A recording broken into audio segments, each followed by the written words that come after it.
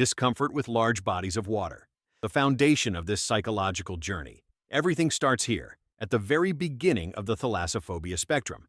A person experiencing thalassophobia at this initial level can be physically near the ocean, can observe the beach from a distance, but feels something distinctly strange and disturbing coursing through their body. It's not panic, not yet. It's discomfort, a vague and persistent unease that something isn't quite right. The visual vastness of the water causes mild anxiety, that peculiar sensation that something in this environment violates their sense of safety. They can wade into shallow water, but feel growing unease as the depth increases beneath their feet.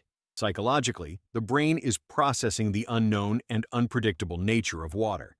Human minds evolved to handle predictable and controllable environments, and an infinite ocean fundamentally violates that expectation. Fear of visible depths. When you can see exactly how deep the water is. Here, the person can see the bottom clearly, whether in a swimming pool or shallow ocean water where the sand is visible. But that's precisely what triggers the fear response in their nervous system. Seeing the depth, even if it's controlled and technically manageable, activates intense anxiety and dread. The person begins imagining the volume of water existing beneath them, the weight of it, creating a visceral sense of vulnerability and exposure. There's a specific psychological trigger. Visual perception of depth directly activates awareness of personal vulnerability and complete exposure to an unknown environment. You're floating above an abyss, suspended in liquid space with nothing solid beneath you. The anxiety here intensifies significantly compared to level 1, yet remains somewhat controllable and manageable. The person can exit the water quickly if necessary, maintaining a sense of agency and control over the situation. Anxiety with dark waters. When the water becomes opaque and you cannot see what lies beneath. Now we enter genuinely dangerous psychological territory, where rational control begins slipping away from the person's grasp. The person cannot see the bottom. The water is dark, opaque, completely impenetrable to human vision and understanding. This darkness activates a primitive mechanism deep in the human brain, the fundamental fear of the unknown and the unseen. When you cannot see, your mind automatically fills the blank spaces with possibilities, scenarios, and potential threats that may or may not exist. This is the evolutionary root of thalassophobia itself, hardwired into our DNA. Our ancestors had legitimate survival-based reasons to fear what they couldn't see in water. Predators lurked below. Today, even knowing rationally that danger may be minimal, the limbic system, the ancient part of our brain, enters full alert mode. Panic with deep creatures, the realization that unknown things live in the depths. Here, the fear gains a concrete, tangible dimension that transforms anxiety into genuine and uncontrollable panic. The person doesn't merely fear the depth and darkness, they also fear what lives there, what exists in those unknown waters. Knowing that creatures exist, sharks with rows of sharp teeth, giant squid with powerful tentacles, abyssal fish with bioluminescent and nightmarish appearances, transforms manageable anxiety into pure and uncontrollable panic.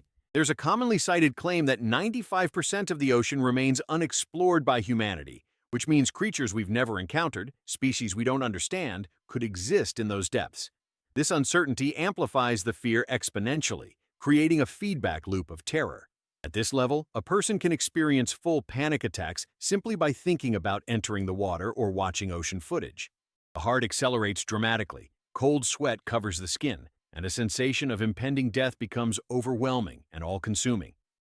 Fear of the open ocean, the terror of being surrounded by water with no land in sight. Imagine being in a boat, far from any coastline or land reference point.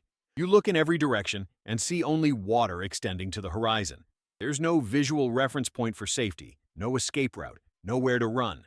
This is the level where fear becomes existential and deeply philosophical in nature. It's not merely fear of creatures or fear of depth itself. It's fear of absolute immensity and the human insignificance it represents.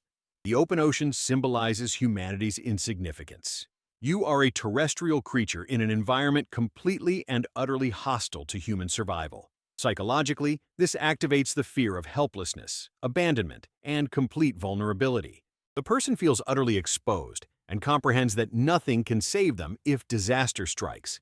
Many clinical reports from people with severe thalassophobia describe this level as the point where the entire body enters psychological and physiological collapse, with trembling.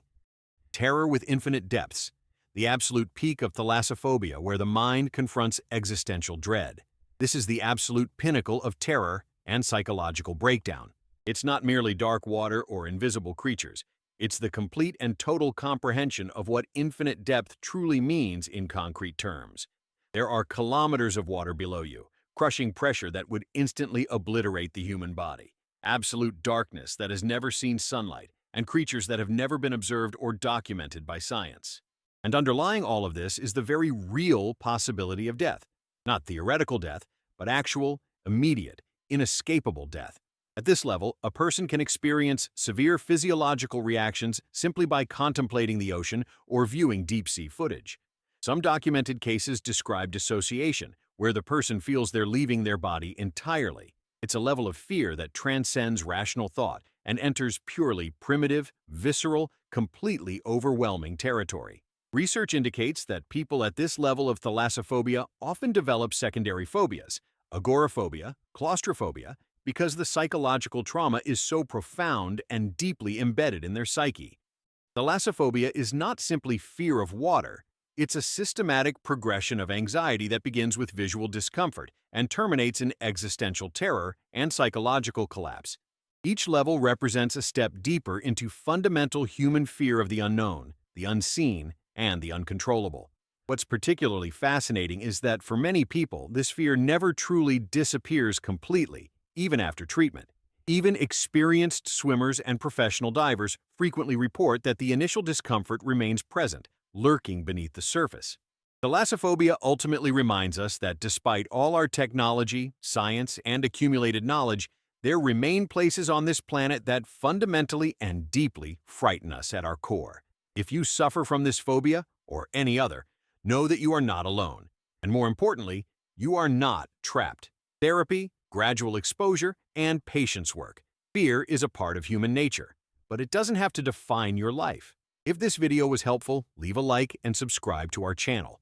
Remember, seeking help is a sign of strength, not weakness. Your phobia does not define you. Your courage to face it does.